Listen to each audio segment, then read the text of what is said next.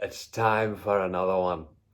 It's time for talking about fucking VHS tapes. It's time for talking about an archaic medium. Doing reviews that aren't even that really good or aren't even really reviews about an archaic medium. You can't be talking about VHS tapes, don't you know? We're streaming in 4K, you fuck. Anyhow, welcome to whatever this is, you know. And what was I going to talk about today? Is it Harvey with James Stewart? No, you dummy, you idiot. Why would you guess that? Oh my gosh.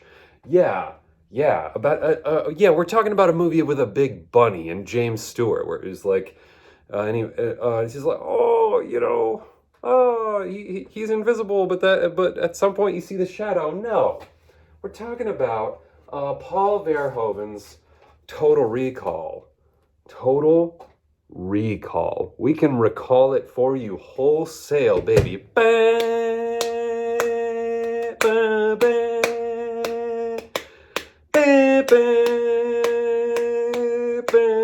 Anyway, and that's sort of like the music that happens at the beginning. This movie fucking rocks, man. Wow, another Schwarzenegger choice. I mean, you guys are gonna just have to get used to that. I love the man. I love him. I know him personally. You know, Arnie, old Arnie. You know, he was over for dinner last night, and I was like, Arnie, you know, why'd your daughter have to marry Chris Pratt? Chris Pratt, kind of like the chubby guy on the Office show or whatever the hell it was. And then he sort of left that one woman who seemed pretty great, and he was like, oh, you know, I believe in God now, and I'm gonna marry this Arnold's daughter, even though I probably don't even care about this bitch, and I just want to be close to you, Arnie. Isn't that what you think about your son-in-law, Chris Pratt? And anyway, wow, some hot takes coming in there. Woo! Look out. Whew, that's spicy. That'll burn you. So anyway, Total Recall. Great motion picture. Holy shit. What a piece of art this is. And what I feel like is that Paul Verhoeven is an incredibly intelligent human being, an incredibly intelligent director who does this sort of, he has his own brand of like pastiche, where his films often are way over the top. You know, he directed Starship Troopers, and a lot of people took this movie, took Starship Troopers as, you know, at the surface. He directed RoboCop as well. They take it as on the surface, and the hokiness or the corniness or the robust quality of these narratives that are sort of absurd and like intensely silly satire of American culture or of war or of politics. And I think bad reviews of Paul Verhoeven are those who don't understand what he's doing, that he's actually incredibly smart. He's smarter than those dumbasses who are criticizing him. And he's going, yeah, I'm going to take pastiche. I'm going to take something that's way over the top and present some actual real truths along with it. And so, you know, Total Recall is a very smart movie. It's also silly. It's also absurd and insane. It's so bizarre and weird, and it's like he knows how to be smart and entertaining at the same time. I feel like David Cronenberg, at least in his earlier career, has kind of a similar sensibility. You know, that he is able to be super intense and even funny and kind of have fun with the blood and the gore and the puppetry and the crazy effects, but also be saying something deep and political and humanitarian. So anyhow, you know, you've probably all of you who are watching this, who are still watching at the 4-minute mark, have definitely seen Total Recall. And man, so much good puppetry. You know, you're going, Yeah, like this is the simulation we've all dreamed of. Oh, okay, I'm gonna be an adventurer on Mars, and I'm gonna get to choose the sleazy companion, and which if which we all would choose. Frankly, let's be honest here.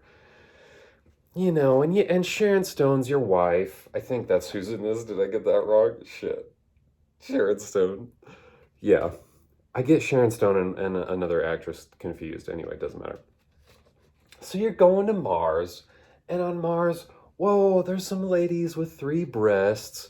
There's some midget hookers, and I know, and don't use the word midget, Josh, because that's kind of not PC anymore. But this isn't a very PC program, so anyway, let's be honest. There's a midget hooker, and she mows some guys down with a freaking machine gun in the club, and she's kind of like an ally to Arnie. And you've got Arnie realizing, hey, wait a minute, this isn't a simulation, this is my real life. Or is it? We're all asking the question all the way through and the twists and turns. And, you've got Arnie dressing up as like a gigantic red-haired lady in the train station or the airport. I don't remember what the hell it is. And for it, kind of a bizarre scene. Kind of a bizarre scene. Like his cover was working remarkably well for a minute until he starts going, and like it's just. I always thought, okay, is Arnie or his character in this doing that himself, or is this just a malfunction of the disguise? It's sort of weird.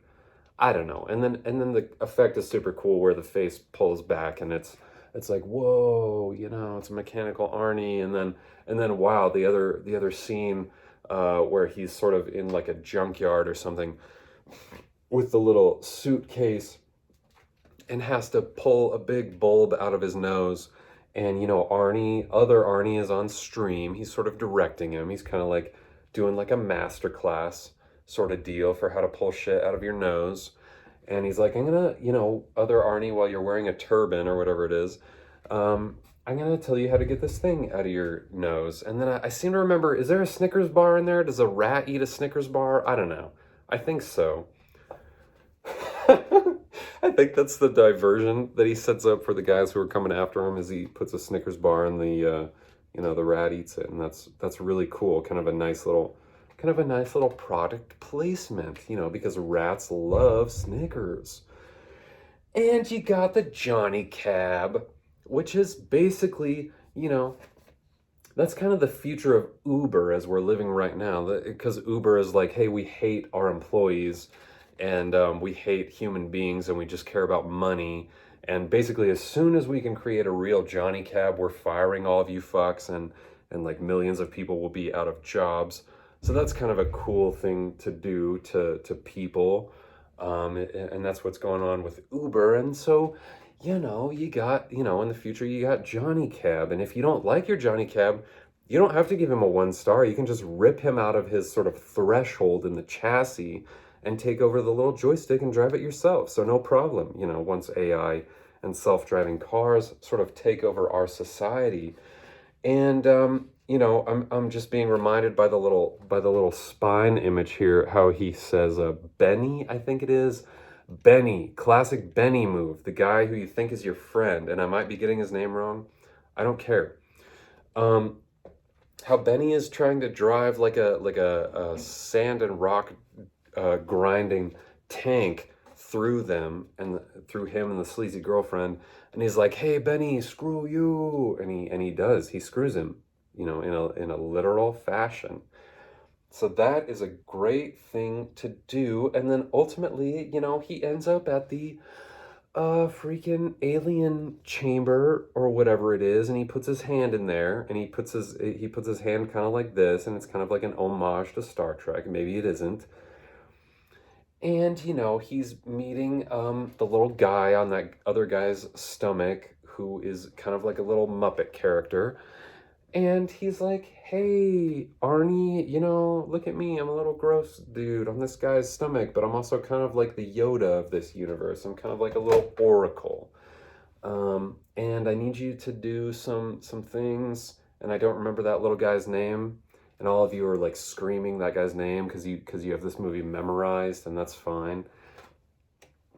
And he's like, yeah, you need to push the little the big columns into Mars so that there's free breathable air for everyone, and that's very important. And then and so the sort of corporate idiots can't make money off of oxygen anymore and out of the mutant people, because remember that hookers have daughters as well, and that's sort of true for real life as well, and so we should be, kind of kind to all people and take care of them. And so Arnie does, and then the bad guy gets blasted out into the regular environment before there's any breathable air, and he turns into like a gasping, kind of a rubber guy with big eyes. And it's like, oh man, dang, look at him. Look, oh wow. Whoa, his head's getting all big and stuff. And he can't breathe. Oh my gosh. So that's cool. It's always cool to make bad guys not breathe. Because he was the only one who deserved it, and he kind of got. I mean, if we're honest here, he kind of got a taste of his own medicine. Are we right? So that's Total Recall, kind of a great motion picture from Avid Home Entertainment. Approximately 113 minutes, rated R. Everybody, so bring your ID. And I love this movie so very much. I've watched it a number of times, even though I couldn't remember the name of the little squishy guy who's on the other guy's stomach. Is it Mugatu? Is it Kyoto? Is it Motu? Is it freaking Mufasa? I don't know his fucking name. I'll have to watch it again. And so that's about enough about that. And anyway, have a great day, and be kind and be calm. And you're going to be all right, and we're going to get through this. And that's the sincere part of the show, where there's no bits, and this is actual empathy.